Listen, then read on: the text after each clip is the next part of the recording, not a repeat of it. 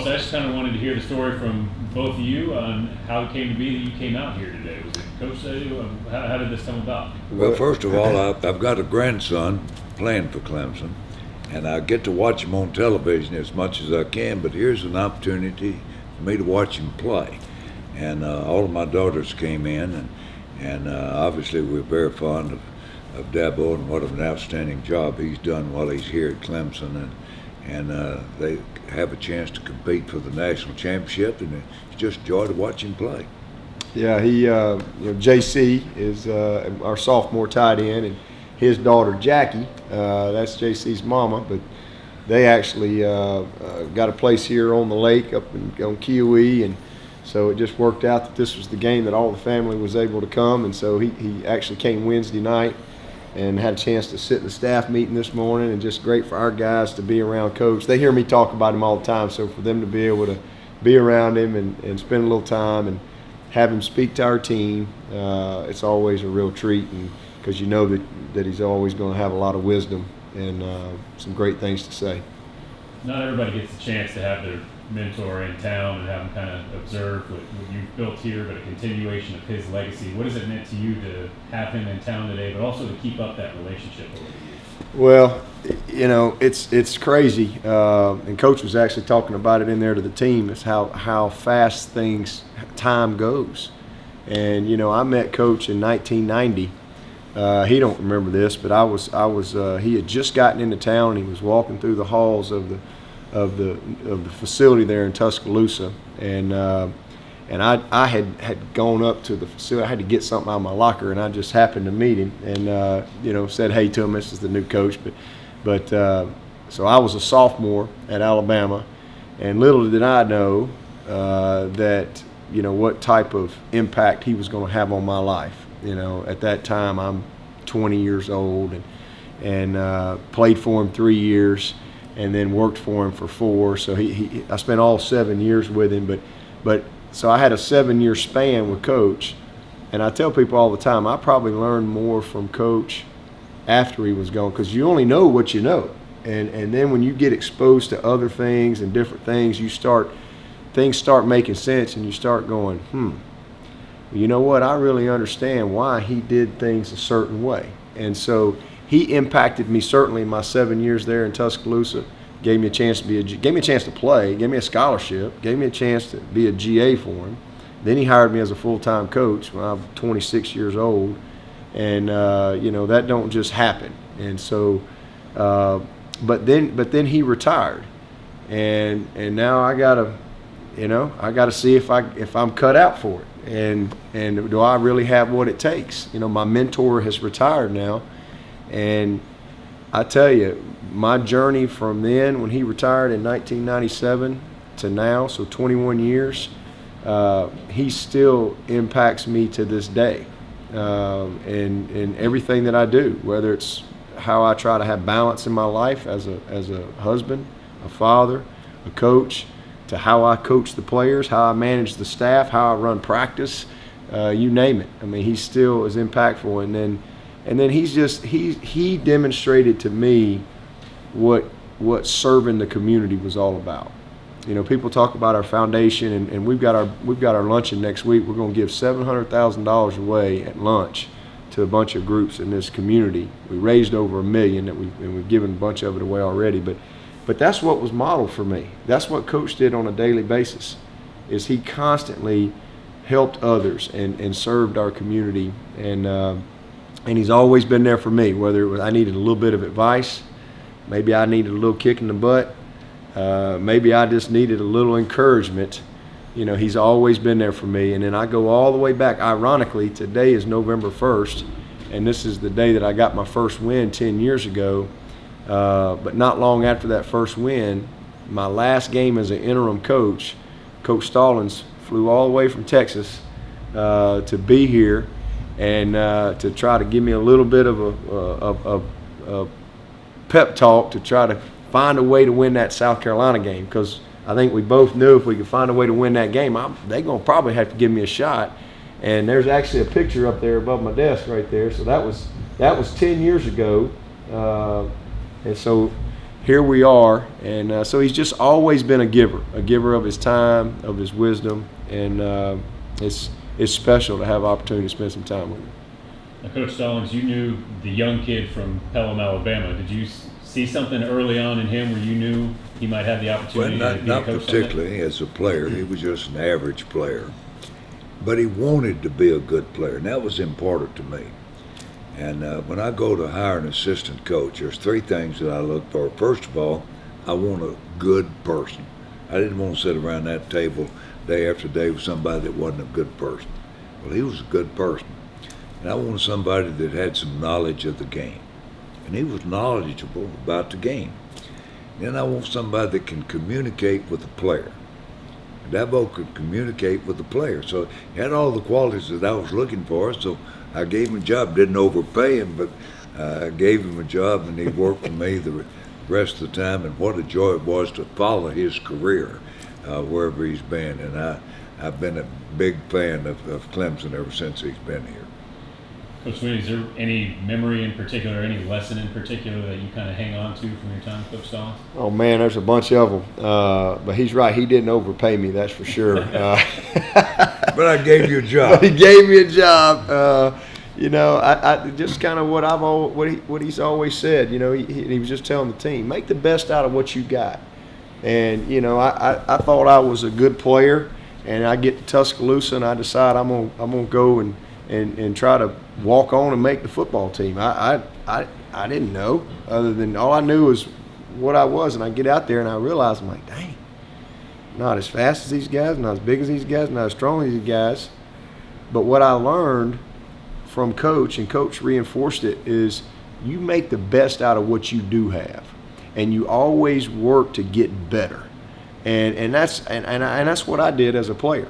I by the time I finally, as my third year, my redshirt sophomore year, I got a chance. And because of the work I had put in to make myself better, I got an opportunity. And had I not been willing to do that, then that opportunity don't just happen. And that's what I think a lot of people don't understand, and that's what I try to teach our players all the time is you may not get that opportunity, but you got to put the work in anyway. You got to be prepared, because somewhere along the line, better to be prepared without an opportunity than to not be prepared with one. And so my sophomore year, we had a couple injuries, and I got a shot, and I became a solid contributor, but only because I was willing to work and make the best out of what I did have. And so lettered 3 years and all that, but so that's all I want for my players, the best version of them. Some guys, they've got a chance to be a first-round draft pick, but they're a seventh-round draft pick. Well, I'm not happy with that. I want them to be the best that they can be. And you might never see the field, but you can work every day to be the very best that you can be. And that's a mindset that you carry into the rest of your life, whatever it is that you do. So Coach taught us that. He taught us that. And he also taught me that you reward great work ethic and competitors. He always looked for the competitor, and that's exactly what I look for. I want guys that are committed, that are going to lay it on the line and give you everything that they got. If you got a bunch of those guys, you got a chance to be successful. Coach Stallings, were there any great stories or funny stories that you recall of your time with Coach that Clemson fans need to know about? Yeah, the good ones, but I'm not going to tell them. But what a joy it was to coach Dabo and to follow his career. I've been following his career since he first started coaching here, and then he got an opportunity to get the head job, and I did come down to help him play Clemson, and South Carolina, and hopefully win that game, and the rest of it's history. And what a joy it is to watch one of my former players. I've got two right now that coach at Tennessee.